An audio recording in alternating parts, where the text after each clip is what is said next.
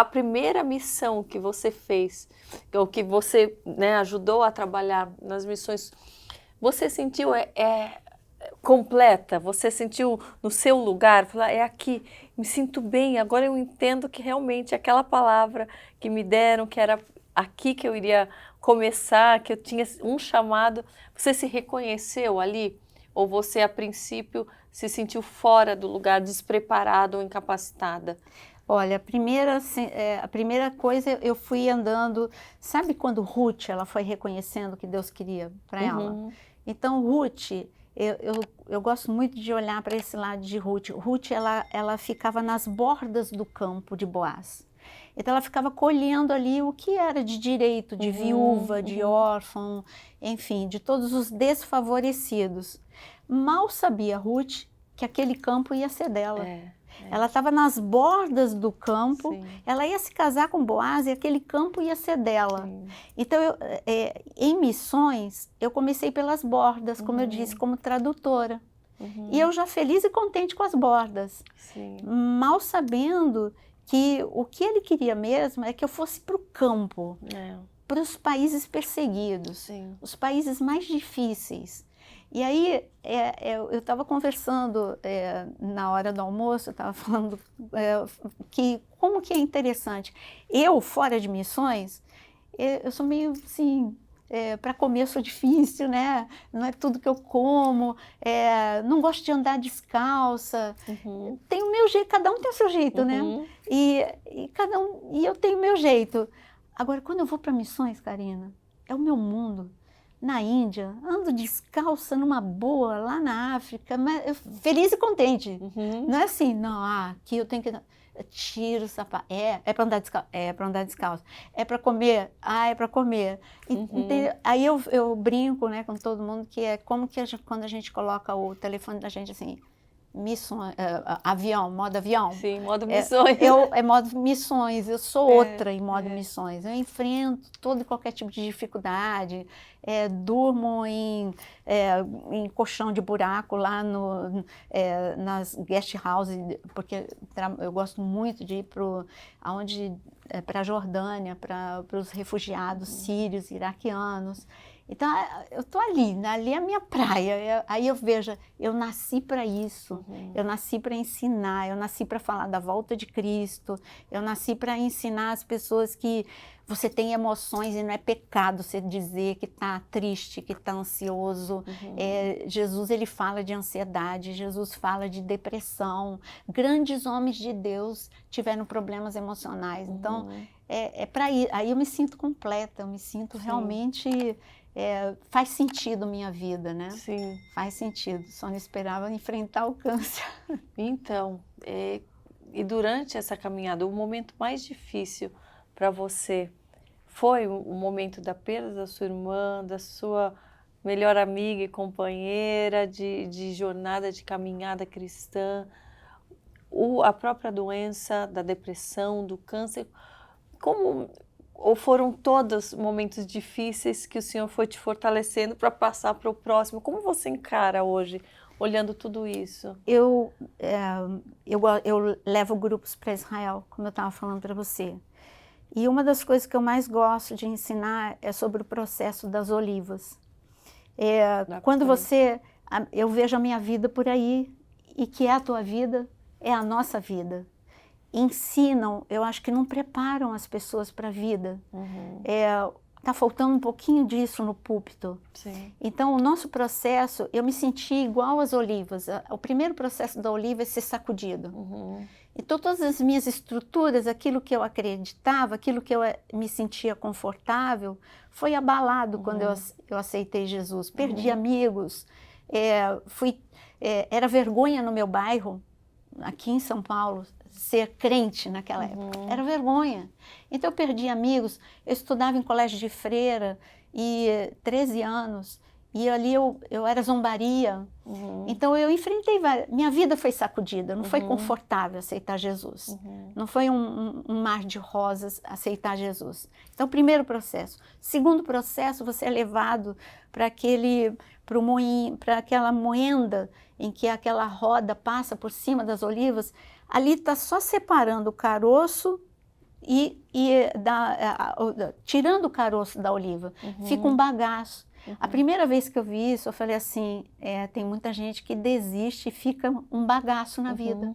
Eu podia ter ficado um bagaço, você podia ter ficado um bagaço. Irreconhecível. Puxa, eu não sou nem oliva nem azeite. Eu estou no meio do processo aqui. Sim. Eu desisti. É duro, essa caminhada é dura. Quer dizer, então eu não estou imune à depressão, eu não estou imune ao câncer, eu não estou imune a perder minha irmã, mesmo amando Jesus. Então eu podia, em algum desses momentos, ter dito, sabe de uma coisa? Eu acho que não é por aí, tá muito difícil isso. E aí você fica, para, e você vai virar um bagaço, irreconhecível, um bagaço. Agora, se você confiar em quem está no controle da tua vida, peraí, ele me sacudiu para algo, ele me levou, tudo bem, eu não queria estar nesse aqui, eu estou um bagaço, mas eu vou confiar nele, tem algo melhor.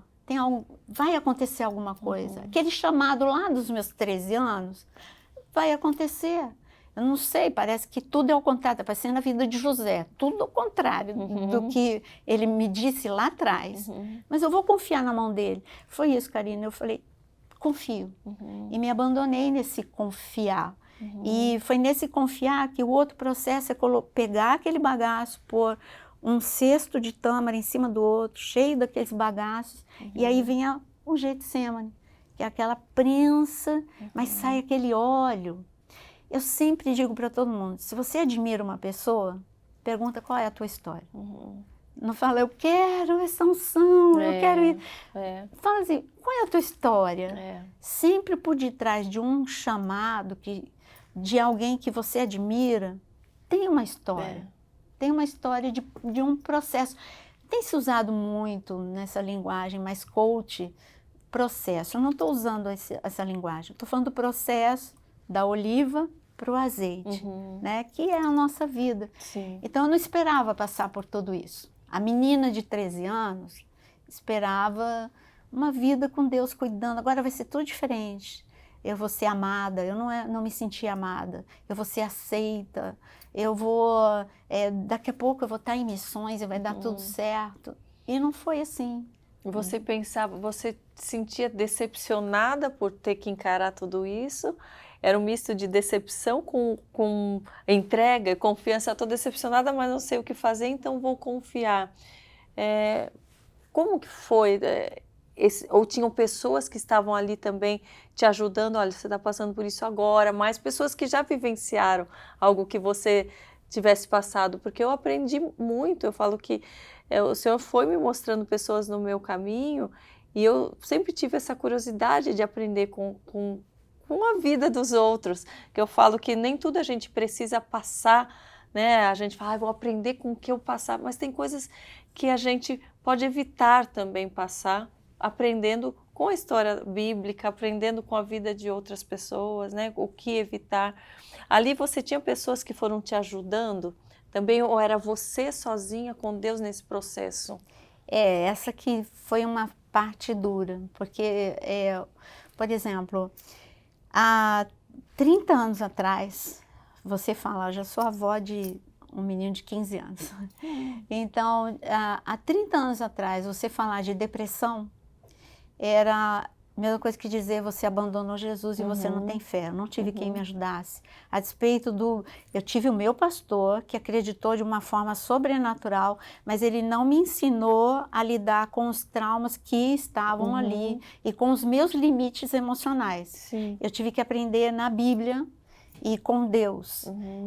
Eu não tive essa mão que me ajudasse. Quando eu perdi a minha irmã, eu não tinha alguém que dissesse assim, olha, a tua irmã, ela amava Jesus, mas ela tinha algo que tinha que ter sido tratado e foi negligenciado na vida dela. Então, meu mundo acabou, porque ela era meu referencial. Sim. Era ela que me levou para Cristo a primeira vez e me levou para Cristo a segunda vez, quando eu me desviei. Então, ela era meu referencial, minha amiga, ela era muita coisa na minha vida. Então, eu tive que aprender a elaborar a dor. Eu tive que aprender a algo que hoje eu escrevi no meu livro, que eu até trouxe para te dar, eu escrevi no meu livro uma frase que virou meu lema. Cicatriz, ela conta uma história, e ferida, ela mata. Eu tive que aprender a transformar as feridas em cicatriz. Porque se eu quisesse sempre falar, sabe o que é, Karina? Eu sou assim porque, olha, minha vida é isso. Eu passei por isso, eu passei por aquilo. Eu ia estar sempre de ferida aberta. Sim. E eu ia estar sempre com risco de morte, porque ferida aberta entra em infecção. Sim. Agora, cicatriz, eu mostro aqui, ó, Karina, eu tenho uma cicatriz aqui que se chama depressão, cura do câncer. Eu tenho outra cicatriz aqui que é de abandono, de abuso sexual. Então, eu te mostro cicatrizes sem dor. São histórias que quando alguém vem falar assim, eu estou com câncer, eu falo, eu sei o que é radioterapia. Eu sei o que você está pensando. Eu sei o que você está passando. Eu passei por esse vale. É diferente. É diferente de dizer assim, não, meu irmão, eu estou com fé. Não, eu sei que você está com medo, eu tive medo, entendeu? E eu não fico na postura de heroína. Olha, quando eu recebi o diagnóstico, eu fiquei ótima, eu fiquei inabalável, eu chorei até morrer, entendeu? Eu confiei, mas eu chorei, eu tive medo. Compreende, confia, mas não compreende como vai ser, né? O que vai ter que passar, que fim vai ser esse, o porquê. São tantas perguntas que vêm no meio do deserto. Sabe qual foi a minha primeira frase? Endereço errado. Deus, endereço errado. Eu estava na Índia te servindo quando eu soube que eu estava com câncer. Quer dizer que eu estava lá, aí você começa aquela coisa, né? Você começa a falar, quão boazinha você é. E aí, Deus, endereço errado, como é que pode? Então, a primeira reação foi essa. A segunda e a terceira foi me firmar em fé. Mas não é uma coisa tão fácil assim, né? Sim. Por isso que dá para você falar, tenha fé, Deus é um Deus de milagres. Mas eu conheço o caminho do milagre. O caminho do milagre tem cura instantânea. Tem gente que é curada assim. Eu passei pela cirurgia, eu passei pela radioterapia, mas eu estou aqui curada, completamente curada.